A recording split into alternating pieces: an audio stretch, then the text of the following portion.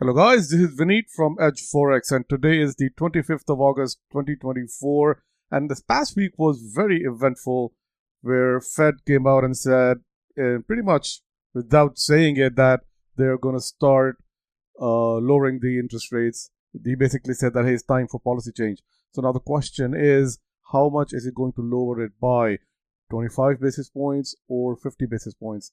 My guess, guys, as of now, is going to be 25 basis points. But if a market throws a tantrums going into the Fed meeting in the third week of September, if markets are throwing a tantrum and there is a huge sell-off going into the meeting, he may change his mind and say that hey, because of the markets are falling and he needs to help the market, help prop up the market, he may go for 50 basis points. But as of now, markets are going up and they're enjoying the news that hey, interest rates are going to be lower in going forward, or the lowering cycle is starting. So the market is celebrating that news and going higher. So if the markets are higher or not too much lower from where we are at today, which is at around 56.34, then all likelihood is going to be 25 basis point. But if we have say 5-10% correction from here on till the 18th of September, then Fed may go out and say that hey, we need to have a bigger rate cut, say about 50 basis points. But we'll know as we get closer to that. But what's even more important is that I wanted to share with you guys what has happened in the history. This is the chart that you're looking at is Fed funds versus the S&P 500, the broad market versus the Fed fund rates. So if you look at, for example, here, if you look at say from the late 90s, early 2000, when the Fed was actually started to decrease the rates or lower the rates, market went lower along with it. And I'll explain to you why I think that's going to again happen this time. Again, here, late say 2007, 2008, again, see what happens. The market is going lower. Let me see if I can print. Yeah. Here, market is going lower. Rates are going lower.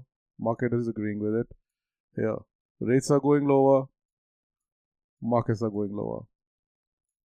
Here, rates are going up. Markets are going up. Again, rates are going lower. Here, markets are going lower. Here, now, again, market strength is with the rate cut hikes. Market weakness is with the rate cuts. And why does that happen? There is a very good explanation. We need to ask yourself, why is it that a Fed is lowering rates? It is because economy is slowing down. It's because unemployment is going higher. It is because the corporate profits are shrinking because the overall demand in the economy is shrinking. So to prop up that demand, the rates are lowered, so to encourage more borrowing and more spending. Now that said, there is a lag effect. It takes a couple of 2, 3, 4 quarters before the actual rate cut takes effect. They take effect, and the demand is gonna prop back up again. But in that meantime, companies are making less and less money, if not losing money.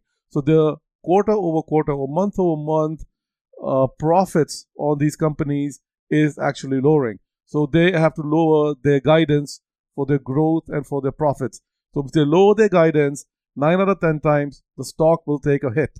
And that is why with the lowering rate cut cycle, it coincides with the market going lower with it. I'm talking the broad stock exchange markets. So now that is very, very important. So now the markets are they already know that there is going to be a rate cut, but they want it to be an aggressive one. That's what usually market demand.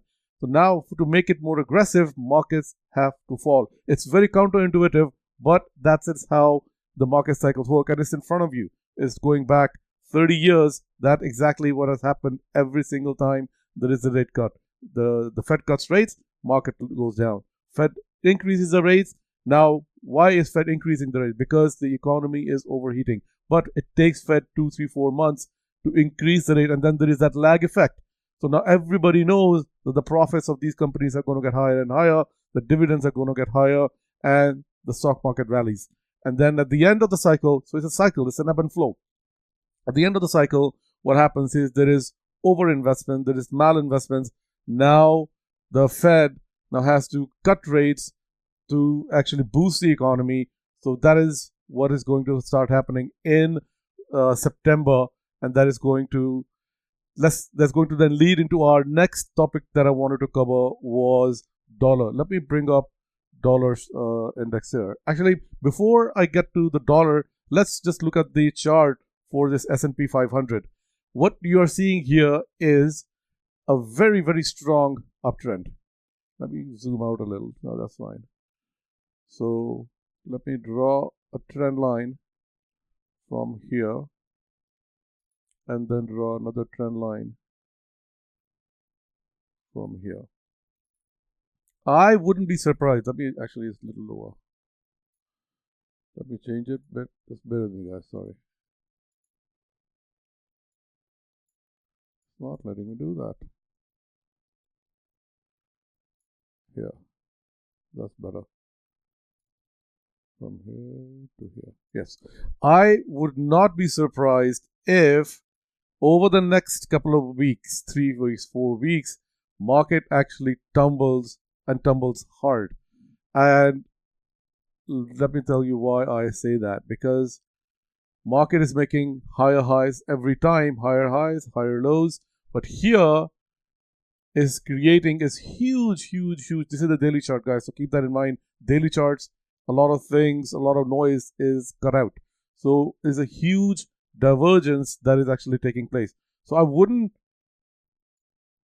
be surprised if market is only 30 points away from its all-time high. But when you look at the RSI, there's a huge difference. All the way up is 75. Right now we're sitting at 58. So but it's only 30 points away from its all-time high. So that is a huge divergence. And what I'm expecting next week, 10 days, market to break this trend line that I'm looking at now. So once it breaks this trend line, it's going to come here, test it again, and boom, it's going to go test this trend line.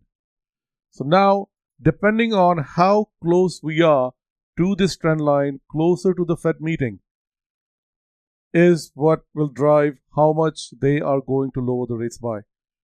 But it's all but certain the markets, broader markets, will start falling 2 days, 3 days, 4 days, 5 days. That the short-term timing, guys, I don't know. But I'm talking to you next month and a half, 2 months.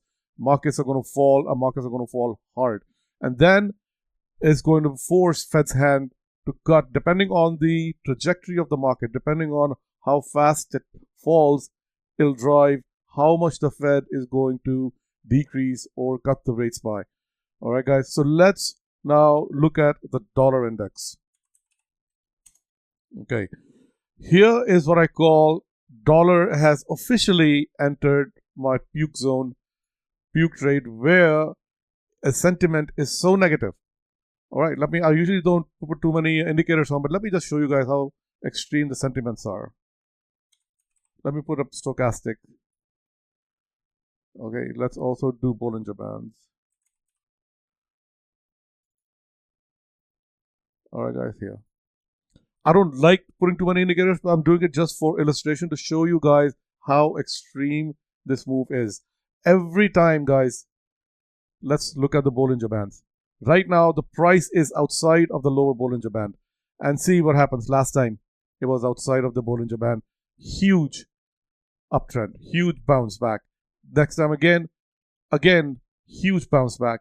Again, huge bounce back. So every time it touches or breaches the lower Bollinger Band, the bounce back, and it's a very extreme bounce back that happens right after that. And the second thing we want to check is, my favorite one is making lower lows. Here, let me just do a very small trend line. Look at this one, okay? Here, it's making a lower low. And again, remember, guys, we're looking at a daily chart, and the RSI period is 21. So all the noise and the clutter is out. So we're making lower lows on the price, but we're not making lower lows on the RSI. The RSI is actually trending upwards here. All right, guys. So now, even you look at the stochastics have also turned. So what is telling me both RSI, stochastic, Bollinger Bands are telling me that we are extremely close to a bottom. If not, we are at the bottom. But we are very, very close. Next 2, 3, 4 days, this is what I call the puke moment, where everybody has given up on the dollar. Everybody hates the dollar. And then everybody is saying that, hey, the dollar trade's over. Everybody is de-dollarizing. All these countries are moving away from the dollar. And that is the extreme puke moment that is occurring on the dollar as we speak. So when that happens, that is the time to go on the other side of the trade. We are to be buying the dollar. We are to be selling everything else that is denominated in dollar, including stock markets, including other currencies, and we'll talk gold also in a second. So it is an extreme move, puke moment that we are in at this moment of time with the dollar index. And I wouldn't be surprised seeing like a 2, 3, 400 pip move in the dollar index very, very fast. So when that happens, guys, it is a trade that we want to capture. It is a trade that we definitely want to ride. So that said, now let's move into gold. Where I think gold is XAU USD. Okay, so now gold is telling us another story here. Gold is in a very sustained uptrend from a very long time. For last year or so, it's climbing that proverbial wall of worry, and it is in this beautiful range within Bollinger Bands where it's not breaking out outside of it. So it's not really overbought. Look at the RSI, it's not overbought. And look at stochastics, again, it's not overbought in stochastics. It is on the bullish cycle, but it's not extreme overbought in stochastics. So now, looking at it, none of the extremes are in place for me to say that, hey, we are making some kind of a significant top. Now, that said, okay, so let me put a caveat in there. That said, what I'm expecting the dollar to bounce back. So when that dollar bounce happens, and when the stock market crash or correction happens, I am expecting gold to take a breather. And once gold takes that breather, and it should coincide with the dollar bounce. So the gold breather and the dollar bounce and stock market, they're all kind of interconnected right now. Gold goes, so dollar goes higher, gold takes a breather, takes a correction, stock market take correction, and then once that correction happens, it is going to be an opportunity of a lifetime to get into that gold trade, because gold goes higher with the rates going lower. It is just the way it is, because now money is treated well, is not in the dollars, money is treated well outside of dollars. So when gold goes higher, rate goes lower on the dollar, there is an underlying demand in gold, and the gold is going higher. It's in a beautiful uptrend, but short term is kind of looking a little volatile. And the reason I say that is, let me remove all the indicators first. Remove these indicators, and let me just put just one indicator, which is RSI.